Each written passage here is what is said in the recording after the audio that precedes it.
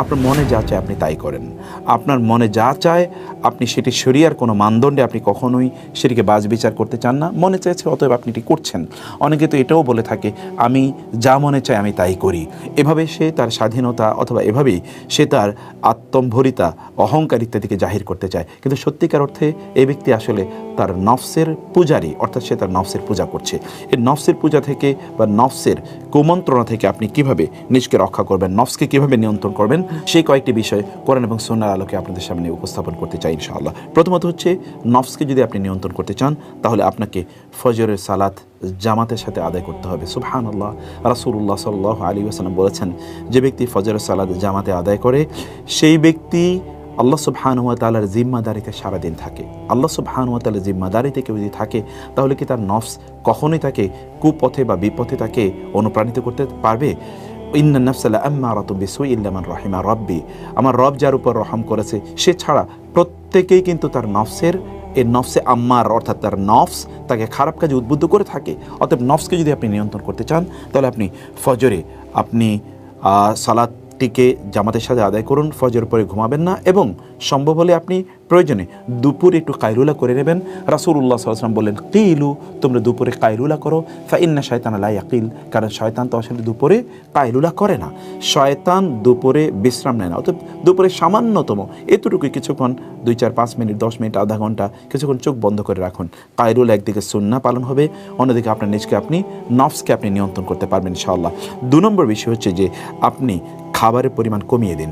দিনে সর্বোচ্চ আপনি 3 বার অথবা তার চেয়ে একটু বেশি খান, কিন্তু খাবারই যেন আপনার একমাত্র কারণ না হয়ে দাঁড়ায়, বা একমাত্র আপনি বেঁচে আছেন কেন, you live for food, you live to eat, আপনি বেঁচে আছেন কেবলমাত্র খাওয়ার জন্য, এবং কোথায় কোন ধরনের খাবার পাওয়া যায় এগুলো নিয়ে কেবলমাত্র আপনি প্রতি মুহূর্তে ব্যস্ত রয়েছেন। এটি যদি হয় তাইলে আপনি আপনার নফসকে বরং আপনি উস্কে দিচ্ছেন। এই জন্যে আরবরা বলে থাকে যে সাম্মিন কালবাকা ইয়াকুলুক, অর্থাৎ তোমার নফসকে তুমি খাবার দাও প্রচুর, তাহলে এই নফসই তোমাকে কোনো এক সময় খেয়ে ফেলবে। এবং সত্যিকার অর্থে আমরা আমাদের নফসগুলোকে খাবার দিতে দিতে এমন একটি জায়গায় নিয়ে গিয়েছি যে এগুলো মোটা তাজা হয়ে গেছে, এখন এগুলোই আমাদেরকে নিয়ন্ত্রণ করে। নফসকে নিয়ন্ত্রণ করতে হলে তাকে খাবার কম দিন। এই জন্য ওমর রাদিয়াল্লাহু তাআলা আনহু একটি বিখ্যাত কথা আছে। ওমর রাদিয়াল্লাহু তাআলা আনহু তিনি বলেছেন যে তোমাদের ইয়াকুমুল বেতনা, তোমরা পেট পূজারীদের ব্যাপারে সাবধান থাকো, তোমাদের পেটের পূজা করা থেকে তোমরা সাবধান থাকো। কারণ তোমাদের পেট তোমাদের জন্য, যদি পেটটাকে প্রতি মুহূর্তে ভর্তি রাখো তাহলে এটি তোমাদেরকে সালাত থেকে অলস করে দেবে, তোমাদের শরীরকে এটি ক্ষতিগ্রস্ত করে দেবে, এবং তোমাদেরকে মুআদ্দিয়াতুন ইলা সাকাম, অর্থাৎ বিভিন্ন ধরনের রোগ তোমাদের মধ্যে তৈরি করে দেবে। ওয়া আলাইকুম বিল কসদি ফি কুতিকুম, এবং তিনি বললেন তোমাদের খাদ্য গ্রহণের ক্ষেত্রে তোমরা মধ্যম পন্থা অবলম্বন করো। সেই জন্য আপনারা কেবলমাত্র খাবারের জন্যই বেঁচে থাকবেন না, এটির জন্য আপনার একমাত্র উদ্দেশ্য না হয় we eat to live, we don't live to eat, আমরা কেবলমাত্র বাঁচার জন্য খাই, আমরা খাবারের জন্য বাঁচি না। এই জন্যে হাদিস শেষে রাসূলুল্লাহ সাল্লাল্লাহু আলাইহি ওয়াসাল্লাম বলেছেন, আমরা এমন একটা সম্প্রদায়, আমরা যতক্ষণ পর্যন্ত ক্ষুধা না লাগে ততক্ষণ খাই না, আর যখন খাই তখন একেবারে পেট পূর্ণ করে আমরা খাই না। এটি উম্মাহ মুসলিমের একটি বৈশিষ্ট্য, অতএব এটিকে আপনারা করার চেষ্টা করবেন। তৃতীয় যে বিষয়টি হচ্ছে, ততটুকু হচ্ছে যে প্রতিবেলা যখন যতটুকু খাবার আপনি গ্রহণ করবেন ততটুকুকে আপনি আপনার জন্য যথেষ্ট মনে করবেন, এবং সম্ভব হলে একটুকু কম খাবেন। অর্থাৎ আপনি কেবলমাত্র পেট ভর্তি করে যখনই খাচ্ছেন তখনই একেবারে পেট ভর্তি করে খাচ্ছেন। আপনি হয়তো বা 2 বার 3 বার বা 4 বার এরকমই খাচ্ছেন আপনি, কিন্তু যখনই খাচ্ছেন তখন একেবারে পেট ভর্তি করে নাকের ডগা পূর্ণ করা পর্যন্ত আপনি খাবেন, এটি কখনো করবেন না। রাসূলুল্লাহ সাল্লাল্লাহু আলাইহি ওয়াসাল্লাম তিনি কি বলেছেন? তিনি বলেছেন যে সবচেয়ে নিকৃষ্ট মা মালা ইবনু আদামা ওয়াআন শাররা মিন বাতনি, একজন বনি আদম সবচেয়ে নিকৃষ্ট যে পাত্রটি পূর্ণ করে সেটি হচ্ছে তার পেট। অতএব পেটটাকে 3 ভাগ করার জন্য তিনি বলেছেন, 1 ভাগ আপনি খাদ্য দিয়ে পূর্ণ করা, অন্য ভাগ পানি দিয়ে পূর্ণ করা, এবং তৃতীয় ভাগটি আপনি যেন অক্সিজেনের জন্য, নিঃশ্বাস প্রশ্বাস এবং ডাইজেশনের জন্য সেটিকে যেন আপনি আলাদা করে রাখেন বলে রাসূলুল্লাহ সাল্লাল্লাহু আলাইহি ওয়াসাল্লাম বলেছেন। অতএব খাবারের সময় একটু কম খাওয়া, এবং বিশ্বাস করুন সালফে সালিন তারা বলতেন যাদের উপরের অংশ অর্থাৎ পেট যাদের পূর্ণ তাদের মাথা কিন্তু খালি থাকে, এবং যাদের পেট অপূর্ণ থাকে তাদের মাথা অর্থাৎ তাদের উপরের অংশ এটি জ্ঞান দ্বারা পূর্ণ থাকে। অতএব জ্ঞান দ্বারা পূর্ণ করতে হলে আপনাকে নিশ্চয়ই পেটটাকে কিছুটা হলেও খালি রাখতে হবে, অন্যথায় আপনি সেই পরিমাণ জ্ঞান অর্জন করতে পারবেন না। পঞ্চম যে বিষয়টি আপনাকে করতে হবে তাহলে যে সকাল সন্ধ্যা জিকির আজকার করুন, প্রোডাক্টিভিটি। সুবহানাল্লাহ, আপনি যদি প্রচণ্ড প্রোডাক্টিভ হতে চান তাহলে মহান রব যিনি আপনার মধ্যে প্রোডাক্টিভিটি তৈরি করে দেবেন তাকে স্মরণ করুন, জিকির আজকার করুন। সকালে জিকির কি, সন্ধ্যার জিকির কি? আপনি যদি বলেন আসবাহানা ওয়া আসবাহাল মুলকু লিল্লাহ, আমসাইনা ওয়া আমসাল মুলকু লিল্লাহ, আপনি যদি আল্লাহ সুবহানাহু ওয়া তাআলার কাছে আপনি সুপর্দ করেন আপনার নিজকে, তাইলে আপনি দেখবেন যে ইনশাআল্লাহ আপনার গোটা দিন এবং গোটা রাত ইনশাআল্লাহ আপনার জন্য প্রোডাক্টিভ হবে। অতএব সকাল এবং সন্ধ্যার যে জিকিরগুলো আছে সেই জিকিরগুলো মনোযোগ দিয়ে সেই জিকিরগুলো পড়তে থাকুন। আসবাহানা ওয়া আসবাহাল মুলকু লিল্লাহ, এরকম আরও অনেক জিকির আছে যেগুলো আপনি দেখতে পাবেন যে কোরআন এবং সুন্নাহ এই জিকিরগুলো আছে, সেগুলো আপনারা পড়বেন ইনশাআল্লাহ। ইশরাকের সালাত আদায়ের অভ্যাস করার জন্য আপনাদেরকে বলবো, ইশরাকের সালাত অথবা সালাতুদ দুহা, রাসূলুল্লাহ সাল্লাল্লাহু আলাইহি ওয়াসাল্লাম তিনি বলেছেন কেউ যদি ইশরাকের সালাত আদায় করে তাইলে, অর্থাৎ যেটি ফজরের পর সূর্য ওঠার প্রায় 13-15 বা 18-20 মিনিট 25 মিনিট পর আপনি পড়েন, তাইলে আপনার অতীতের সকল গুনাহ মাফ হয়ে যাবে। এবং আরেকটি হাদিস আছে যে হাদিসে কেউ কেউ কিছু দুর্বলতার কথা বললেও বিভিন্ন আপনার পদ্ধতির কারণে সেই হাদিসটি সহিহ মানদণ্ডে উত্তীর্ণ হয়। তা হচ্ছে যে রাসূলুল্লাহ সাল্লাল্লাহু আলাইহি ওয়াসাল্লাম কেউ বলেছেন কেউ যদি সালাতুল ইশরাক আদায় করে তাহলে সে একটা পরিপূর্ণ হজ এবং পরিপূর্ণ উমরা সওয়াব পাবে। সুবহানাল্লাহ, এর কি প্রোডাক্টিভিটি আপনি চিন্তা করে দেখুন তো। এবং আপনি সকালে ফজর নামাজ আদায় করার পর আপনার স্থানে আপনি বসে থাকলেন, জিকির আজকার করলেন, তারপর আপনি ইশরাকে সালাত আদায় করে উঠলেন, আল্লাহ সুবহানাহু ওয়া তাআলা আপনার প্রোডাক্টিভিটি এই লেভেলের বাড়িয়ে দেবে যে আপনার নফস কোনো অবস্থায় আপনাকে আল্লাহ থেকে বিরত রাখতে পারবে না, আল্লাহ থেকে দূরে সরিয়ে নিয়ে যেতে পারবে না। আপনি প্রতিদিন কোরআন তেলাওয়াতের অভ্যাস করুন। সুবহানাল্লাহ, কোরআন তো এসেছেই মহান আল্লাহ সুবহানাহু ওয়া তাআলার পক্ষ থেকে মানুষকে জীবন প্রদান করার জন্য। আল্লাহ সুবহানাহু ওয়া তাআলা কোরআনের ব্যাপারে বলেছেন যে এটি তোমাদেরকে আসলে হায়াত প্রদান করে, মানে প্রকৃত জীবন এটি তোমাদেরকে প্রদান করে। এবং প্রকৃত জীবন সেটি লিতুনযিরা মান কানা হাইয়ান ওয়া ইয়াহিক্কাল কাওলু আলাল কাফিরিন ইন্না ফি যালিকা লাযিকরা লিমান কানা লাহু কলবুন আও আলকা সামআহু ওয়া শাহিদ। অতএব যে ব্যক্তির কলব আছে তার জন্য এখানে শিক্ষার উপকরণ রয়েছে। সেই ব্যক্তি তার নফসকে নিয়ন্ত্রণ করতে পারবে যেই ব্যক্তি এই কোরআনকে তেলাওয়াত করে। আল্লাহ সুবহানাহু ওয়া তাআলা বলেছেন এটি লিতুখরিজান নাস মিনাজ যুলুমাতি ইলান নূরি বিইذনি রাব্বি, যেন আপনাকে আল্লাহ সুবহানাহু ওয়া তাআলা কোরআন পাঠিয়েছেন যেন আপনাকে অন্ধকার থেকে আলোর পথে নিয়ে আসতে পারে। অতএব অন্ধকারের পথটি এটি হচ্ছে নফস আম্মারা এর পথ, আর যদি আপনি আলোর পথে আসতে চান তাহলে কোরআন আপনাকে আলোর পথে নিয়ে আসবে, যেটি নফস মুতমাইন্না এর পথ। এটি আপনাকে করতে হবে। ঘুমের পরিমাণ কমিয়ে দিতে হবে। সালফে সালিন তারা বলতেন 3টি জিনিস আমাদের শরীরের জন্য প্রচণ্ড ক্ষতিকর, তোর মধ্যে একটি হচ্ছে কাসরাতু নাউম, 2 নম্বর বিষয় হচ্ছে কাসরাতু আল আকাল, অর্থাৎ প্রচুর পরিমাণ ঘুমানো, প্রচুর পরিমাণে খাদ্য গ্রহণ করা, এগুলো কিন্তু আমাদের শরীরের জন্য প্রচণ্ড ক্ষতিকর। এবং তৃতীয়ত হচ্ছে কাসরাতুল কালাম, অনেক বেশি অপ্রয়োজনীয় কথাবার্তা বলা। এগুলো থেকে আপনার নিজকে আপনার দূরে রাখুন, তাইলে আপনার নফসকে আপনি ইনশাআল্লাহ নিয়ন্ত্রণ করতে পারবেন। সেই জন্য আপনার কাজ হচ্ছে ঘুমের পরিমাণ কমিয়ে নিয়ে আসা। ঘুম যতটুকু আপনার প্রয়োজন ততটুকু আপনি করবেন, কিন্তু অনেক বেশি ঘুম আপনাকে অলস করে দেবে, আল্লাহ সুবহানাহু ওয়া তাআলা সম্পর্কে আপনাকে বেখবর করে দেবে এবং এর মাধ্যমে আপনি নফসের পূজারিতে পরিণত হয়ে যাবেন। অতঃপর আপনাকে যে কাজটি করা দরকার তা হলো যে ফজরের পর আপনি আপনার শরীরের জন্য কিছুটা যত্ন নিন, শরীরে একটু ব্যায়াম করুন। সেটি বিভিন্ন সময়, বিশেষ করে ফজরের পরের এটি অত্যন্ত গুরুত্বপূর্ণ একটি সময়, কারণ রাসূলুল্লাহ সাল্লাল্লাহু আলাইহি ওয়াসাল্লাম তিনি আব্দুল্লাহ ইবনে আমর ইবনে আসকে লক্ষ্য করে বলেছেন ফা ইন্না লিজাসাদিকা আলাইকা হক, ইন্না লিজাসাদিকা আলাইকা হাক্কুন, তোমার শরীর এর হক আছে তোমার উপর, অতএব তোমার শরীরকে ফাআতি কুল্লাযী হাক্কিন হাক্কাহু, প্রত্যেকে তার হক আদায় করে দাও। এটি আপনি করবেন যতদূর সম্ভব, কারণ আল মুমিনুল কাওয়িয়্যু খায়রুন ওয়া আহাব্বু ইলাল্লাহ মিনাল মুমিনিদ দাঈফ ওয়া ফি কুল্লিন খায়র।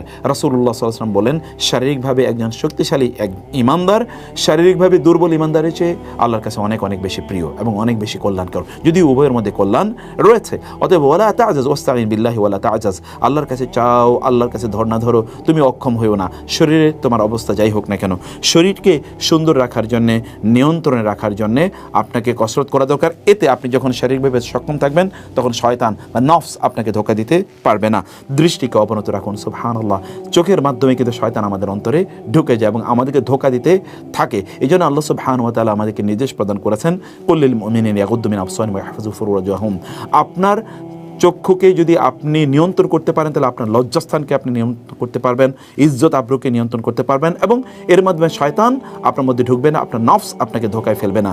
রাসূলুল্লাহ সাল্লাল্লাহু আলাইহি ওয়াসাল্লাম বলেছেন, এর নজর, এটা হচ্ছে সাহমুম মিন সিহামি ইবলিস আল মাসমুম, ইবলিসের বিষ মাখানো তীরের একটি তীর হলো আমাদের দৃষ্টি, এবং এর মাধ্যমে কিন্তু আমাদের অন্তর বিষাক্ত হয়ে যায়।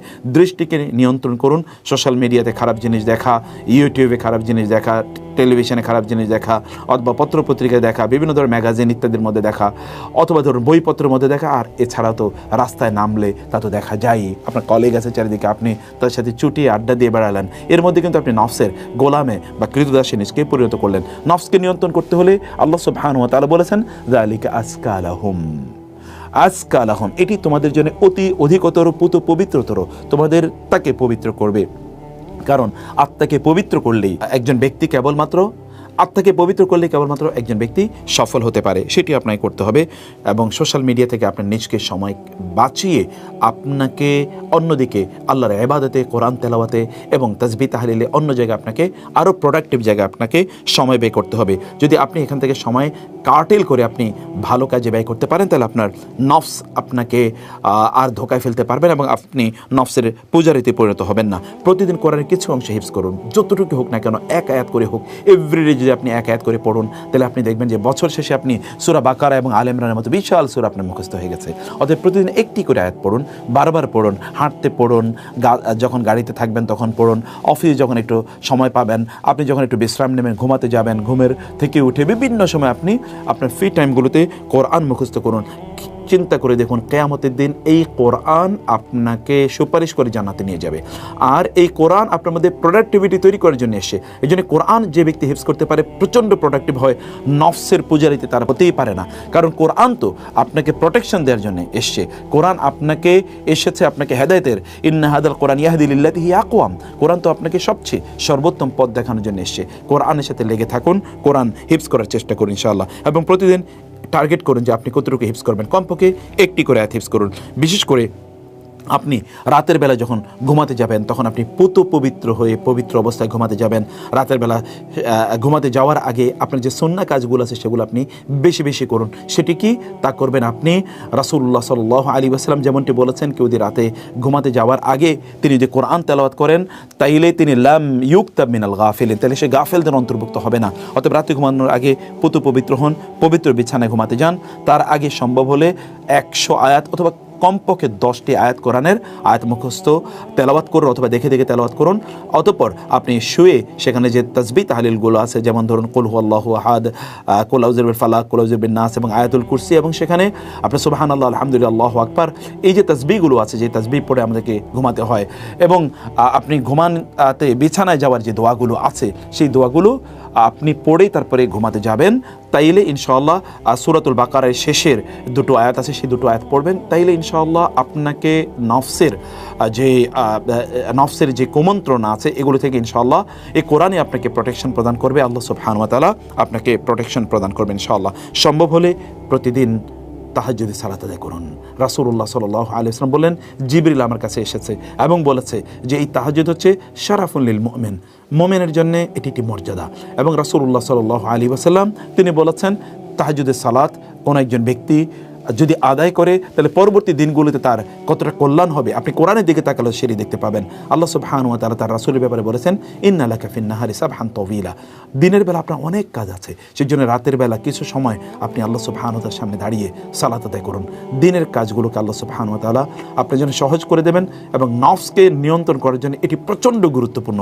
কারণ আপনি রাতের বেলা কেউ যখন দেখছেন না, তখন আপনি আল্লাহর সামনে দাঁড়িয়ে আছেন, আপনার নফসের নিয়ন্ত্রণে থাকবে ইনশাআল্লাহ। এই জন্য তাহাজ্জুদ গুজাররা কখনোই নফসের কৃতদাসে অথবা নফসের পূজারিতে তারা কখনোই পরিণত হয়নি। এই যে 15টি টিপসের কথা আমরা বললাম, এগুলোকে আপনার প্রতি পালন করুন, লালন করুন, এগুলোকে প্র্যাকটিস করুন। ইনশাআল্লাহ নফসকে আপনি আপনার নিয়ন্ত্রণে রাখতে পারবেন। আর যে ব্যক্তি তার নফসকে নিয়ন্ত্রণে রাখতে পেরেছে তিনিই সফল কাম। মহান আল্লাহ সুবহানাহু ওয়া তাআলা আমাদের সকলকে নফসকে নিয়ন্ত্রণে রাখার তৌফিক দান করুন।